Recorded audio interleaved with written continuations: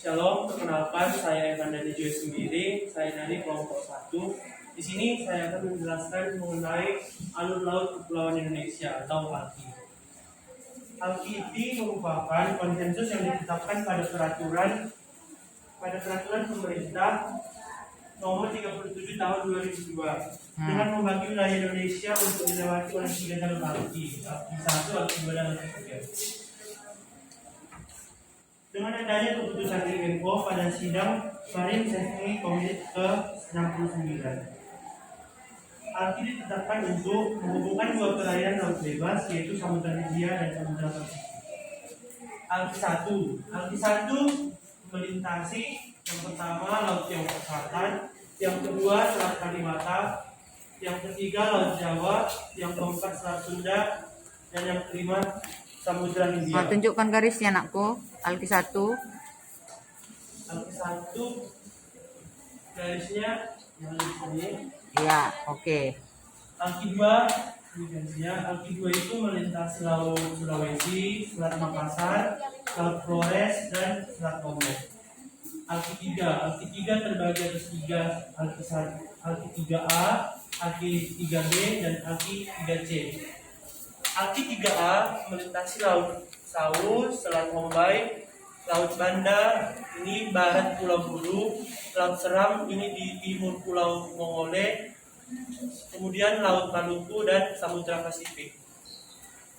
ALKI 3B melintasi Laut Timur, Selat Leti, Laut Banda, barat Pulau Buru, Laut Seram, timur Pulau Mongole, dan Laut Maluku, dan juga Samudra Pasifik.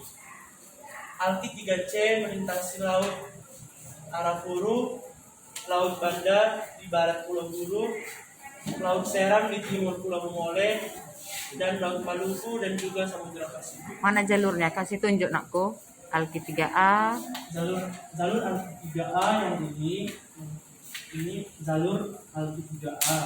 ALKI 3B yang ini, dan ALKI 3C yang ini.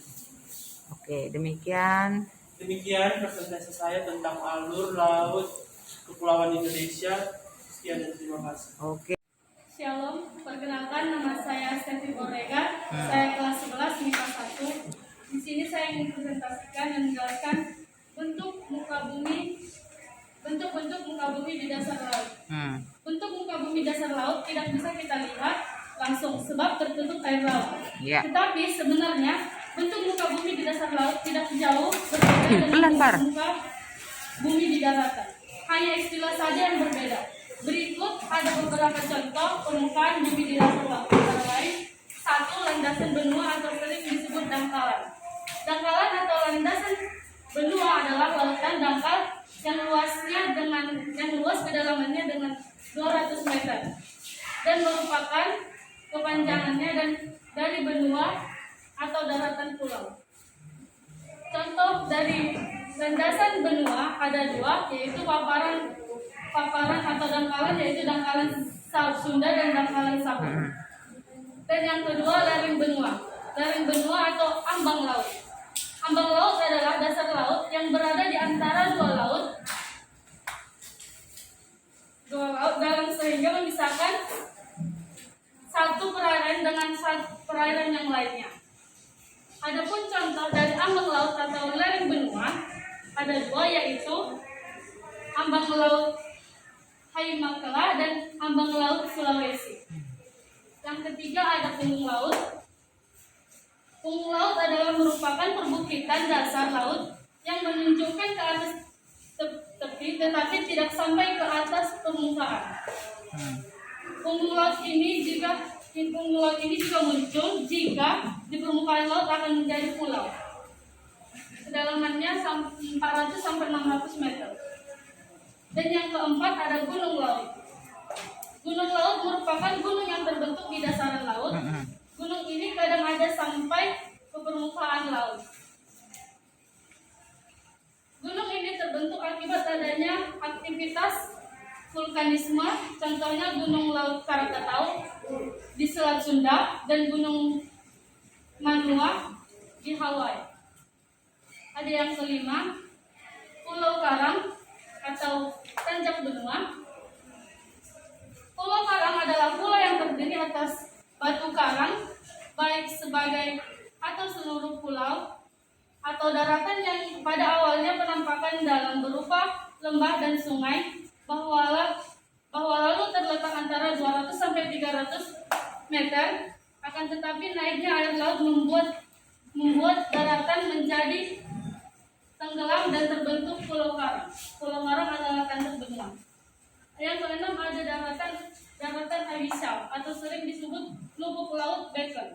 Lubuk laut atau beken adalah dasar laut yang terbentuk cengkung besar berhuruf U, yang dalam contoh lautnya ini masuk ke kedalamannya adalah 500, 400 sampai 600 meter. Dan yang ketujuh ada palung samudra atau trough. Palung atau laut terang adalah dasar laut yang sangat dalam, suram, sempit dasar laut dan memanjang seperti huruf V. Seperti ini.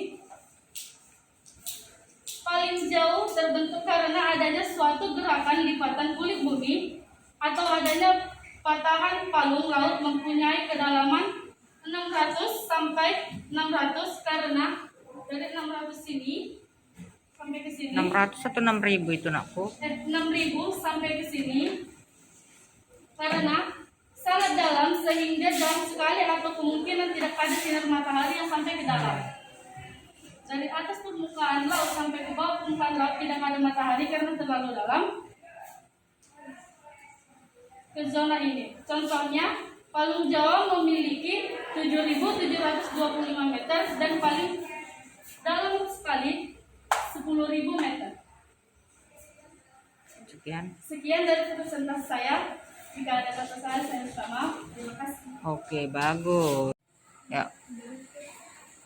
Perkenalkan, nama saya Akbar Saka Pradana dari kelas 11 1. Ini saya akan menjelaskan hukum al-Unclos.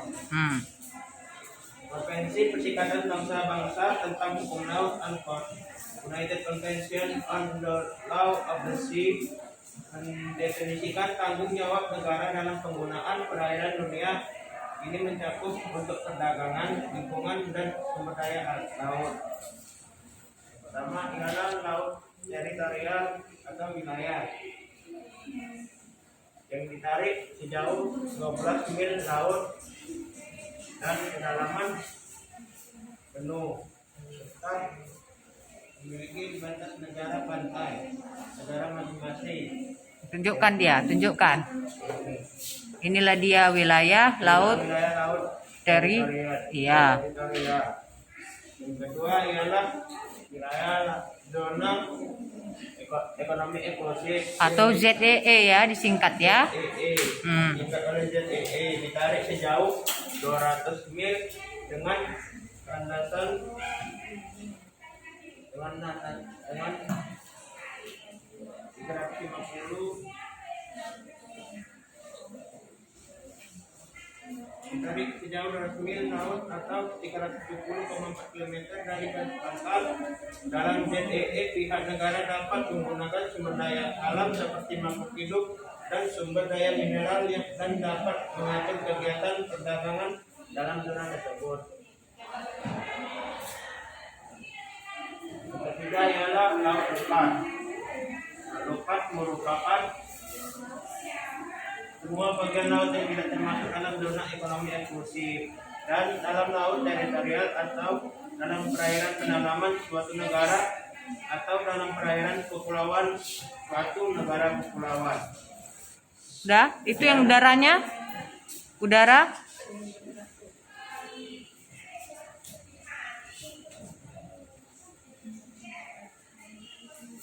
Udaranya nakku?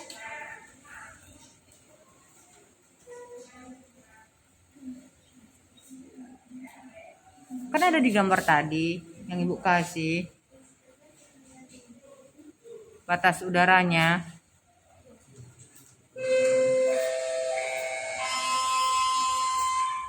Udah, tutup aja dulu Bar. Inilah dari saya. Saya Akbar Saka Pradana. Kalau ada salah mohon dimaafkan. Assalamualaikum warahmatullahi wabarakatuh. Oke. Assalamualaikum warahmatullahi wabarakatuh. perkenalkan nama saya Tania Lutri.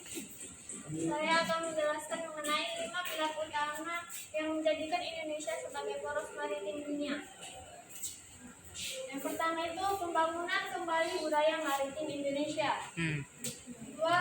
Komitmen menjaga dan mengelola sumber daya laut dengan fokus membangun kedaulatan pangan laut melalui pengembangan industri perikanan dengan menempatkan nelayan sebagai pilar utamanya, yang dimana itu nelayan yang menjual ikan kepada pengunjung atau pariwisata yang datang untuk mencoba berbagai ikan yang ada di Indonesia. 3. Komitmen mendorong pengembangan infrastruktur dan konektivitas maritim dengan membangun tol laut, pelabuhan laut, logistik, dan industri perkapalan serta pariwisata maritim.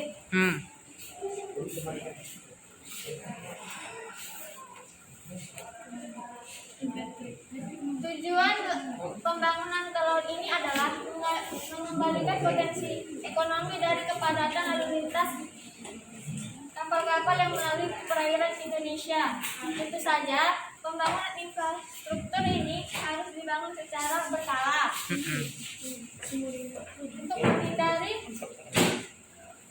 perdagangan kapal-kapal laut, karena 90% perdagangan global diangkut melalui laut. Keempat, diplomasi maritim yang mengajak semua mitra Indonesia untuk bekerja sama pada bidang kelautan. 5. Pembangunan kekuatan pertahanan maritim, yang dimana ini untuk membangun pertahanan laut Indonesia agar tidak terjadinya illegal fishing atau pengambilan ikan secara ilegal, pembuangan ikan secara ilegal. Dengan tujuannya. Terima kasih. Oke, bagus sekali nakku. Saya Delma Syamri dari kelompok 1. Saya akan menjelaskan mengenai karakteristik wilayah perairan Indonesia. Iya. Kondisi geologi yang terletak di antara 3 lempeng juga membentuk topografi dasar laut yang membuat perairan Indonesia menjadi sangat bervariasi. Semua bentukan dasar laut terdapat di Indonesia.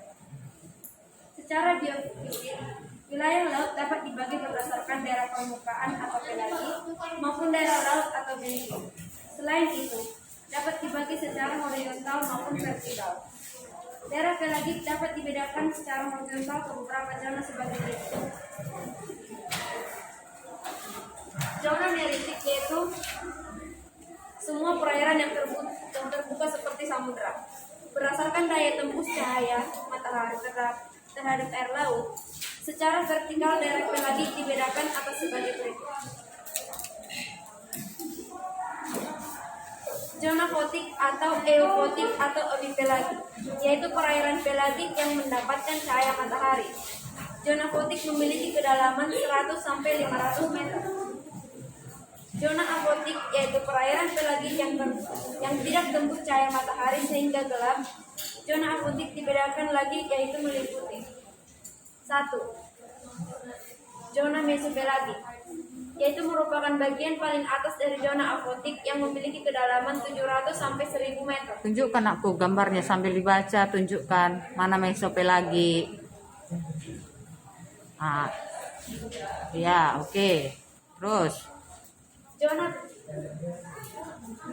batipelagik merupakan zona afotik yang kedalaman 100 sampai 4000 meter dengan memiliki suhu 10 sampai 4 derajat Celcius.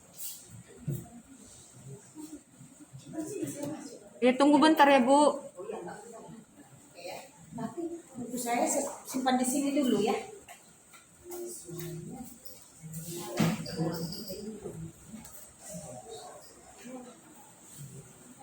Zona handal pelagik merupakan zona yang memiliki kedalaman lebih dari 6.000 sampai 10.000 meter, termasuk perairan terbuka yaitu palung laut yang sangat dalam. Udah? Oke, mana kalian semuanya? Depan.